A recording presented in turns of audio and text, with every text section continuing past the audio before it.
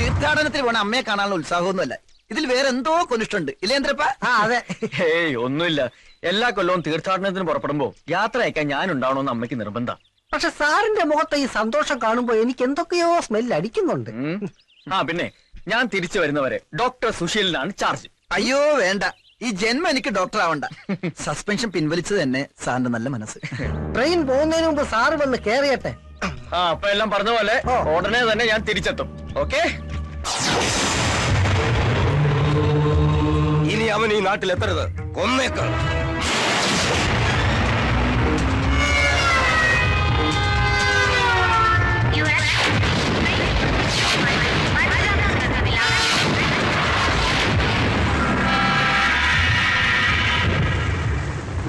എന്തായാലും നിന്റെ ആഗ്രഹം നിറവേറിയല്ലോ. അമ്മയ്ക്ക് അത് മതി. ദാ ഫ്ലാറ്റിന്റെ ചാവി. നീ പോകുമ്പോ കൂട്ടി വാച്ച്മാനെ ഏൽപ്പിച്ചാ മതി. തീർത്ഥാടനം കഴിഞ്ഞ് തിരിച്ചു വരുമ്പോ അമ്മയെ ഞാനൊന്ന് കൊണ്ടുപോകും അവളെ കാണിക്കാൻ. അതിനെന്താ, അമ്മ വരാലോ. എല്ലാ അമ്പലങ്ങളിലും നിങ്ങളുടെ ഐശ്വര്യത്തിന് വേണ്ടി അമ്മ പ്രത്യേകം പ്രാർത്ഥിച്ചോളാം. ഇവിടെ നിർത്തിക്കോ. എത്രയായി? 10 രൂപയായി സാറേ. ഒരു സെക്കൻഡ്.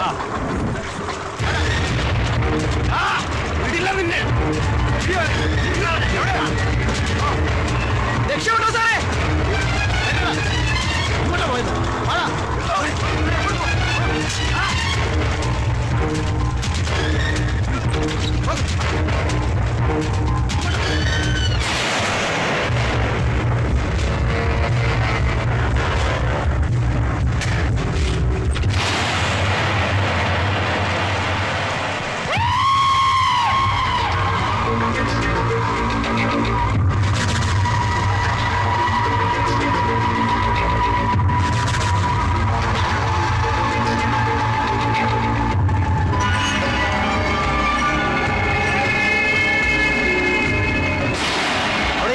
ഇല്ല. നോക്കാം. ശത്രുവല്ല, രക്ഷിക്കണം. ഞാൻ കുഴപ്പത്തില്ല. പണിക്കാട്ടി ചോര.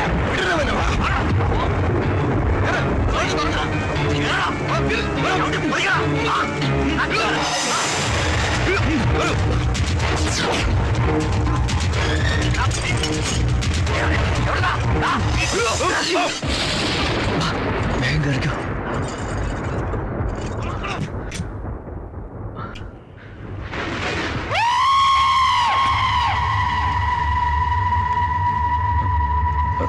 ആരാ?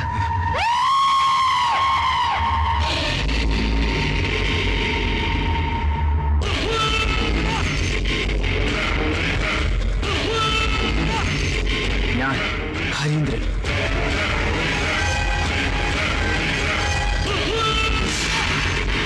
ഹരീന്ദ്രന്റെ പെണ്ണായത്. ഹരീന്ദ്രന്റെ മാത്രം പെണ്ണ്. രക്ഷിച്ചതിന് നന്ദി.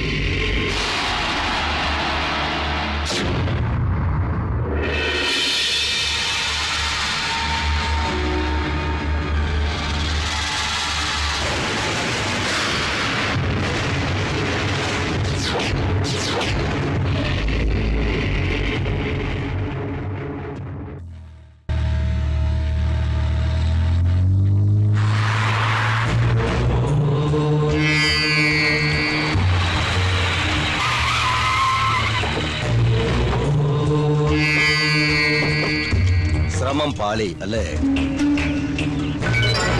ജാമ്യത്തിലിറങ്ങിയതും പൂജപ്പുര ജയിൽ വളപ്പിൽ വെച്ച് തന്നെ തീർക്കണമായിരുന്നു. ചെമ്പട്ടിൽ പൊതിഞ്ഞ അവന്റെ ജഡമായിരുന്നു ഈ നാട്ടിലെത്തേണ്ടിയിരുന്നത്. കയ്യിൽ കുടുങ്ങിയതാ, പക്ഷെ അവൻ രക്ഷപ്പെട്ടു. കോറോത്ത് രാഘവന്റെ കുരുതി കോഴിയ. അവൻ അടങ്ങിയിരിക്കില്ല. ഇതിനൊരു തിരിച്ചടി ഉണ്ടാവും, സൂക്ഷിക്കണം. ഹരീന്ദ്രന്റെ ജീവൻ എന്തെങ്കിലും സംഭവിച്ചിരുന്നെങ്കിൽ ഞാൻ സ്ഥലത്തിലേതായി പോയി. നരനായിക്കൾ അവന്റെ ജീവന് വേണ്ടി കൊലവിളി നടത്തിയപ്പോ എവിടെയായിരുന്നു നീയൊക്കെ? ഇപ്പൊ ഞാൻ ഈ കുപ്പായിട്ട് ഞെളിഞ്ഞേക്കുന്നത് അവൻ ചെയ്ത ത്യാഗ. അന്നാ ശശിധരന്റെ കൊലക്കുറ്റം അവൻ ഏറ്റെടുത്തിട്ടില്ലായിരുന്നെങ്കിൽ ഇന്ന് കോറോത്ത് തറവാട്ടിലേക്ക് ഒരു MLA ഉണ്ടാവില്ലായിരുന്നു. ഏതവനായാലും നേരിട്ട് വെട്ടിത്താണത്വം കാണിക്കേണ്ടത്, അല്ലാതെ ഇത്തരത്തിൽ ഒളിപ്പോര് നടത്തിയല്ല. ശത്രു വേറെ ആരുമില്ല, അവൻ തന്നെയാ. സ്വന്തം നാട്ടിൽ വെച്ച് ഹരീന്ദ്രന്റെ ഡോമത്തിയെ പോലും സ്പർശിക്കാൻ പറ്റില്ലെന്ന് ഭരതൻ അറിയാം. അതുകൊണ്ട് ആ തെണ്ടി തട്ടകം മാറ്റി ചവിട്ടിയതാ. എന്തായാലും ചേട്ടന്റെ രക്തസാക്ഷിത്വം ഒന്ന് കഴിഞ്ഞോട്ടെ. ചക്കരക്കല്ല് ഇറങ്ങാനാവുണ്ടോ? ടിക്കറ്റ്. പോട്ടെ. Hello ticket. ഈസിയാ. ഏത് വകുപ്പില്? ഓഹോ, ഡ്യൂട്ടിയിലിരിക്കുന്ന അനന്തം പോലീസിനോട് വകുപ്പ് ചോദിക്കാൻ മാത്രം ആളായോ താൻ?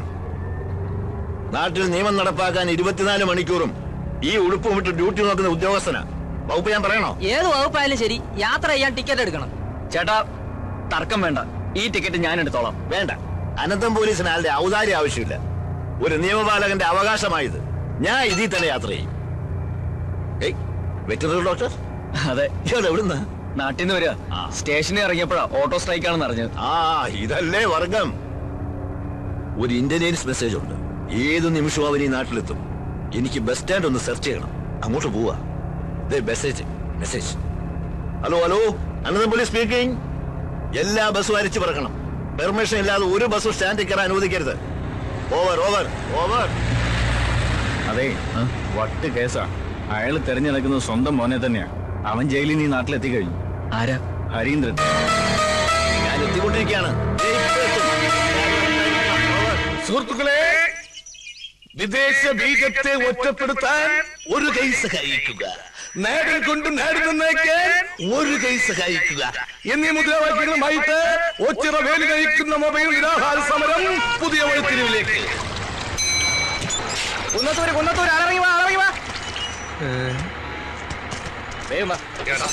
നീ വീണ്ടും വന്നല്ലേ?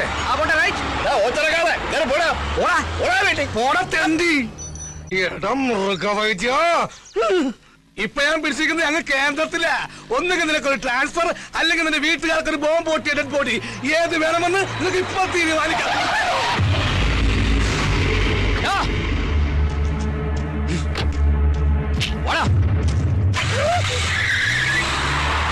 ദൈവം തീരുമാനിച്ച് വീട്ടുകാർക്ക് ബോംബ് പൊട്ടിയ ഡെഡ് ബോഡി ബോംബ് പൊട്ടി. ഹരീന്ദ്രന്റെ കൈ കൊണ്ടവന്റെ കഥ തീർന്ന്.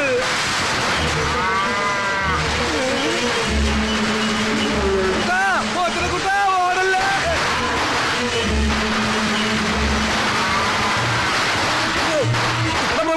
ആരിക്കാല ഒന്ന് നിന്നേ. നിന്റെ വിത്തുകളെ കൊണ്ട് തന്നെ കുത്തി കൊല്ലിക്കാനല്ലേ? അല്ല, ഈ നാട് ഞെട്ടിക്കുന്ന സത്യം പറയാനാ. നിന്റെ അമ്മണിക്കുട്ടിക്ക് ഏത് ടൈപ്പ് കുഞ്ഞുങ്ങളെന്നാ പറഞ്ഞത്? അമേരിക്ക, ചൈന, ജപ്പാൻ, പത്തനംതിട്ട, ഏതാ?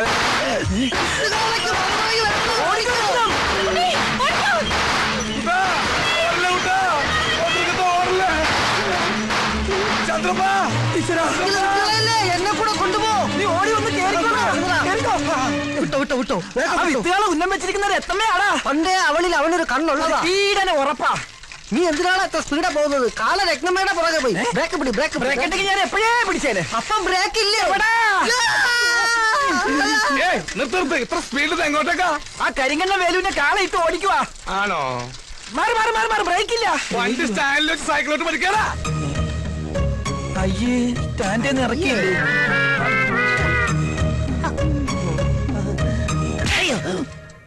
ഇത് നിന്റെ ഡോക്ടർക്ക് കരുതി വെച്ചിരുന്നതാ. അവനത് വാങ്ങാനുള്ള യോഗം ഉണ്ടായിരുന്നില്ല. ആ ഹരീന്ദ്രന്റെ കൈ കൊണ്ടവൻ ചത്ത്. ഇതെന്തിനാ? ഇത് നിനക്കുള്ളതാ.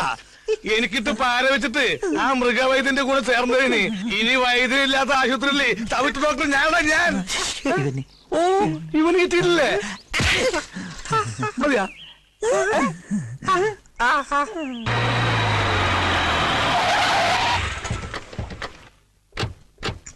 ഇത് ഗൗതം. ഇവനാണ് എന്നെ രക്ഷിച്ചത്. ഇവിടുത്തെ വെറ്റിനറി ഡോക്ടറാ. അറിയാം. ആള് നമ്മുടെ അനുഭാവിയാ. ഇടം മിടുക്ക. അതെന്താ താൻ അന്നേ പറയാതിരുന്നത്? ബ്രഹ്മാവിന്റെ ആയുസ ഹരീന്ദ്രന്. അതുകൊണ്ടല്ലേ അന്യനാടായിട്ടും ശത്രുക്കളിൽ നിന്ന് രക്ഷ നേടാൻ നമ്മുടെ ഒരാള് തന്നെ തുണയായിട്ട് അവിടെ എത്തിയത്.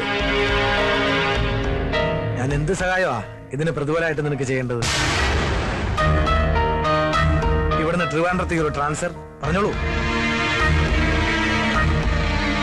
ചെറിയ പ്ലീസ്. പകരം ചെയ്യേണ്ടവൻ ഞാനല്ലേ. തൽക്കാലം കുറച്ചുനാൾ ഇവൻ ഇവിടെ നിൽക്കട്ടെ, എന്റെ ഫ്രണ്ടായിട്ട്. എപ്പോ ട്രാൻസ്ഫർ ചെയ്യണമെന്ന് ഹരീന്ദ്രൻ തീരുമാനിക്കും. വാടാ.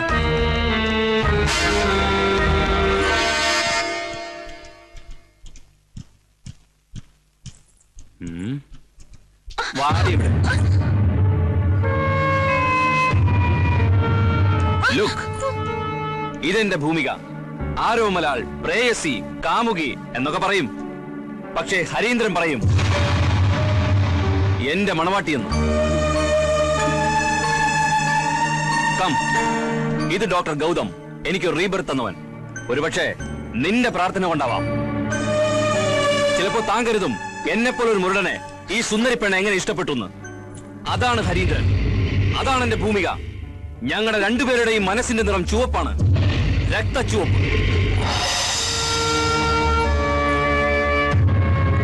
നമ്മുടെ പ്രസ്ഥാനത്തിന് വേണ്ടി, വ്യക്തിപരമായി പറഞ്ഞാൽ ഈ തറവാടിന് വേണ്ടി, എനിക്ക് വേണ്ടി എല്ലാം ഉപേക്ഷിച്ച് സജീവമായി എന്തിനും ഏതിനും മുന്നേറി നിൽക്കുന്ന നമ്മുടെ ഈ ഹരീന്ദ്രന് ഈ കുടുംബത്തിന്റെ എല്ലാമായി എന്റെ ജ്യേഷ്ഠന്റെ മകൾ ഭൂമിയെ വിവാഹം ചെയ്തു കൊടുക്കാൻ നിശ്ചയിച്ചിരിക്കുന്ന വിവരം നിങ്ങൾക്ക് അറിയാവുന്നതാണല്ലോ. ചേട്ടന്റെ രക്തസാക്ഷി ദിനത്തിന്റെ അന്ന് നമ്മുടെ മുതിർന്ന നേതാവ് നമ്പ്യാർ സാറിന്റെ സാന്നിധ്യത്തിൽ രണ്ടുപേരുടെയും വിവാഹം നടക്കുന്നതാണ്.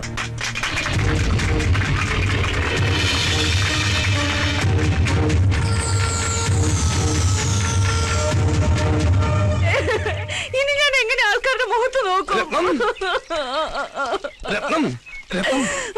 എന്താ സംഭവിച്ചത്? ഇനി എന്താ സംഭവിക്കാനുള്ളത്? എന്റെ മാനം കളഞ്ഞില്ലേ നിങ്ങളുടെ കാള? കാളയുടെ ഒരു യോഗ, അതാ കാളയോഗം. അവൻ ഉപദ്രവിച്ചു. ഇനി ഞാൻ എന്തിനു ജീവിക്കണം? ഇത്രയും കാലം കാത്തു സൂക്ഷിച്ച മാനം ഒരു നിമിഷം കൊണ്ട് പോയില്ലേ? അത് പിന്നെയും പോയാ? കണ്ടില്ലേ നാശം? ഇപ്പോഴും അവിടെ നിന്ന് സ്വീകരിക്കുക. അമ്പട കള്ള കാര്യം ഒപ്പിച്ചല്ലേ? ഭാഗ്യവാൻ. അടുത്ത ജന്മമെങ്കിലും നീയായിട്ട് പിറന്നാ മതിയായിരുന്നു.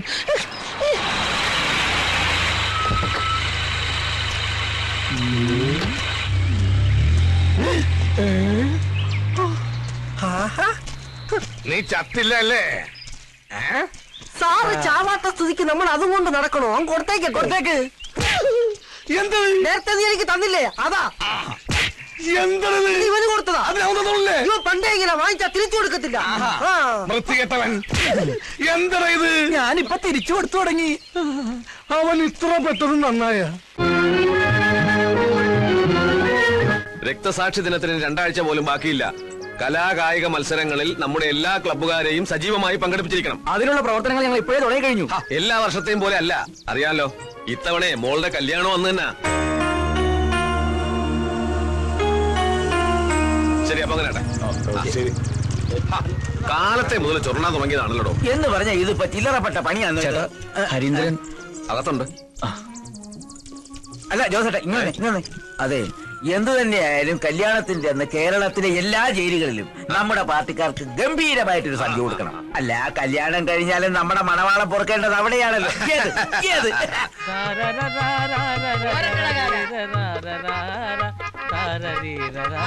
പാട്.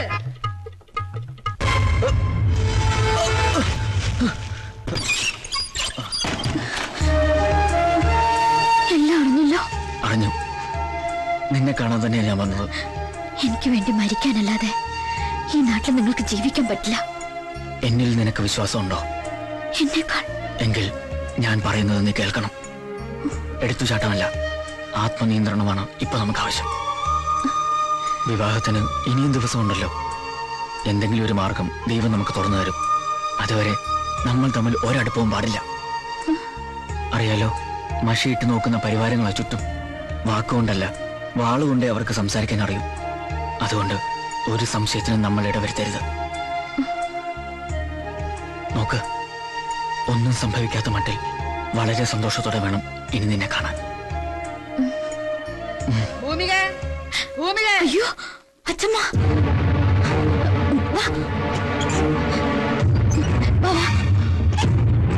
ഇതോടിപ്പിക്കോ.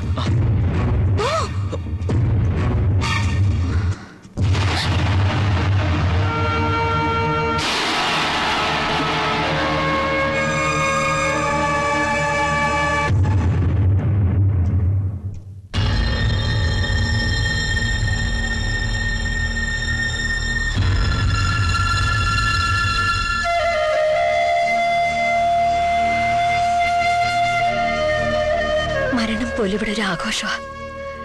ഒരിക്കലും എന്റെ മോൾക്ക് ഈ അമ്മയുടെ ഗതി ഉണ്ടാവരുത്. നീ എടുത്ത തീരുമാനം ശരിയാ. ജീവിതകാലം മുഴുവൻ നെഞ്ചിൽ തേയും പേര് ജീവിക്കുന്നതിലും ഭേദം മനസ്സാൽ ഇഷ്ടപ്പെട്ടവന്റെ കൂടെ പൊറുക്കുന്നതാ.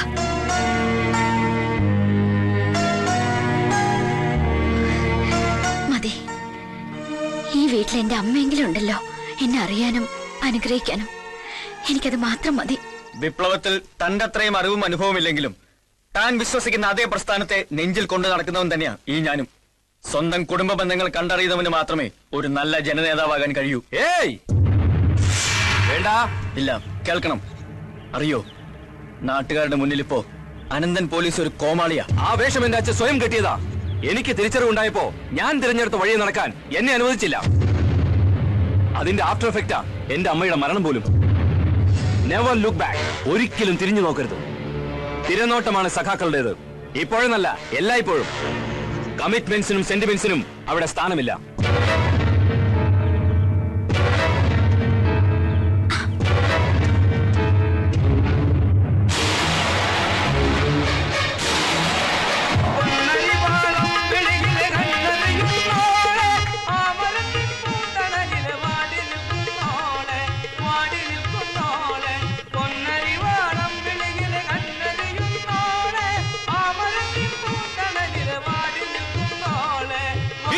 Inqilab Zindabad!